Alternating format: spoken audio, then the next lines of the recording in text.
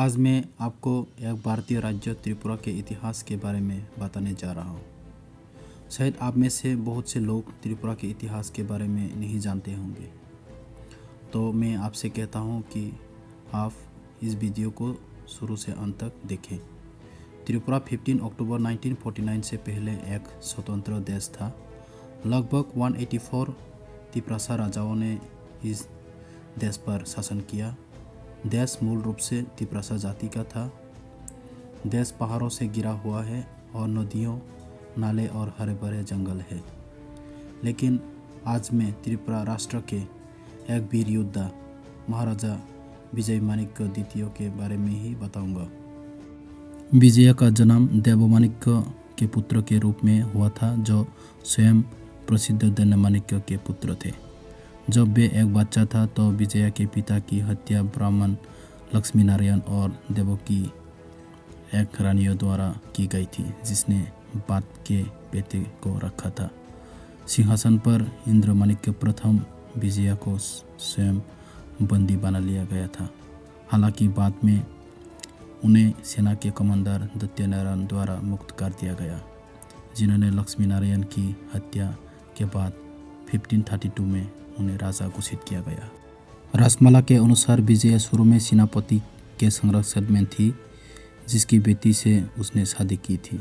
हालांकि युवा राजा ने अपने ससुर के अंगूठे के नीचे झुकना शुरू कर दिया, जो राज्य के वास्तविक नियंत्रण में थे, और विजय की कठपुतली राजा के रूप में इस्तेमाल किया। रासमाला जारी है कि उत्तर में विजय ने दत्तानारायण को मार डाला। हालांकि कुछ प्रमाण है कि बाद में विजय के बारे में पहले के राजा विजयमाणिक्य के बारे में विवरण किया गया था, जिसे दत्तानारायण नामक एक सैन्य नेता द्वारा नियंत्रित किया गया था। सैन्य विस्तार विजय के शासनकाल को मध्यकालीन त्रिपुरा के इतिहास में एक नए युग की शुरुआत माना जाता है।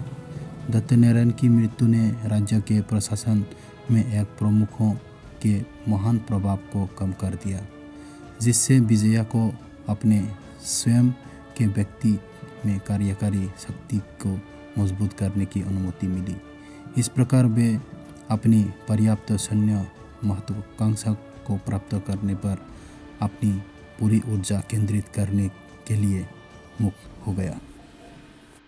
राज्य सेना के आधुनिकीकरण और उसके प्रभाव को मजबूत करने के लिए महान प्रयास किए गए। तीरंदाजों, हाथियों, तोपखानों और एक नौसेना को संगठित किया गया और उसके रोकों में शामिल किया गया, जबकि त्रिपुरा की सीमाओं पर अपनी संप्रभुता की बेहतर रक्षा के लिए सैन्य शिविर स्थापित किए गए।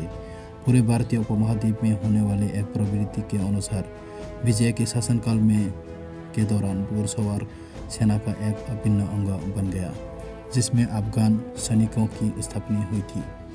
क्रॉनिकल्स में कहा गया है कि एक सुधारों के परिणाम स्वरूप 2 लाख पैदल सेना, 10,000 घुड़सवार, 1,000 हाथी और 5,000 जहाज़ों से युक्त एक दुर्जय सेना बल का निर्माण हुआ। त्रिपुरा की सैन्य शक्ति के इस एहसास ने आक्रामक क्षेत्रीय विजय की अवधि शुरू करने की अनुमति दी, जिससे विजय के नियंत्रण में भूमि का एक विशाल विस्तार हुआ।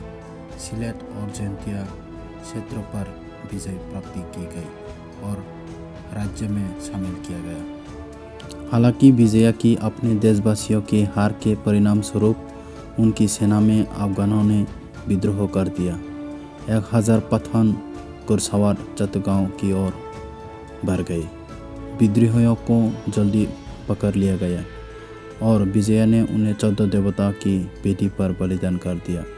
बंगाल के सुल्तान, जिसने मृत्यु का विरोध किया हो सकता है या शायद विद्रोह द्वारा प्रदान की गई भ्रम का लाभ उठाने की कोशिश की हो, ने त्रिपुरा पर आक्रमण शुरू किया। 10,000 पैदल सेना और 3,000 घुड़सवारों ने राज्य पर हमला किया, जिसके परिणाम स्वरूप चट्टगांव में 8 महीने का संघर्ष हुआ। हालांकि त्रिपुरा विजयी रहा। बंगाली सेनापति को भी देवताओं को बलिदान कर दिया गया। विजय ने जवाबी हमला किया उनकी सेना ने पूर्वी बंगाल में गहरी चढ़ाई की। उन्होंने स्वयं अपने 5000 जहाज़ों के ब्रह्मपुत्र नदी से पद्मा तक जाने, विक्रमपुर पर कब्जा करने और सोनारगांव को लूटने पर जलाने का आदेश दिया। सुल्तान मुगल साम्राज्य के साथ एक आंतरिक युद्ध से विचलित और विजय के विरोध करने में असमर्थ, बाद में इस क्षेत्र का निर्विवाद स्वामी था। तो इसी के साथ त्रिपुरा का वीर योद्धा विजय माणिक्य का कहानी खत्म होता है।